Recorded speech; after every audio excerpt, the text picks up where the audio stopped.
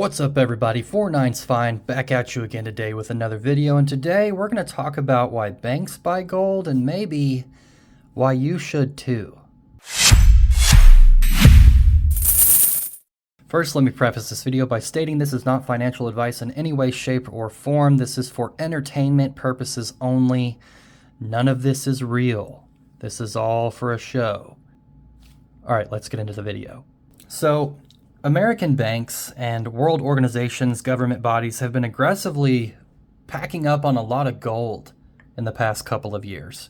And as currency tensions rise, as things get a little bit less stable economically, I think it's very important that the everyday person does the exact same thing. So first, let's talk about why banks are loading up on gold in the first place and have been for decades and decades. Banks buy gold for several reasons. One big one is to diversify their reserves. Gold acts as an excellent hedge against the risk of all the currency that they're holding. They can reduce their dependence on any single currency, especially an inflationary currency. Gold is an excellent inflation hedge, so holding a lot of it is going to be in your best interest. It's also an excellent store of value.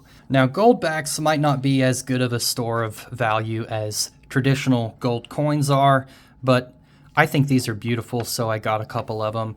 I'll hold on to them for a while. I just think they really add a beautiful color to the stack, so that's why I have these. And maybe they'll actually be worth something one day, but the premium that I paid on these is like 50%. So, I mean, if I don't get my money back, it was just $100 that I spent once, not a big deal, but they do act as an excellent background piece.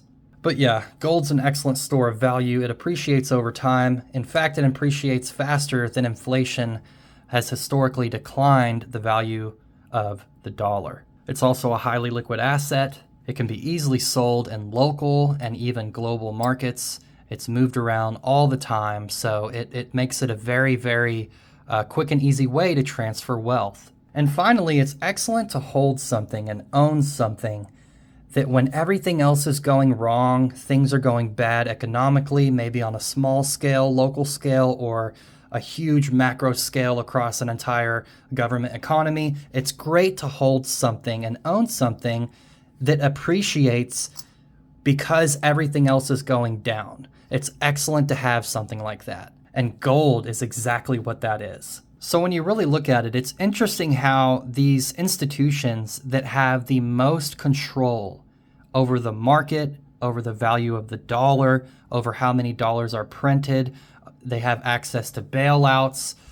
It's interesting how the institutions that have the most power and influence over our currency, even they are stacking up on gold at an aggressive rate.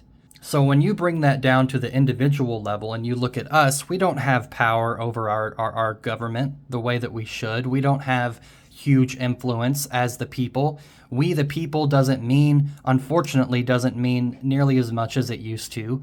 I would argue that it's even more important that the average person stacks some gold in their safe consistently, more so than the government does. I mean, it should be a commonplace in American society, but at some point in our culture, we got brainwashed into thinking that the dollar had value.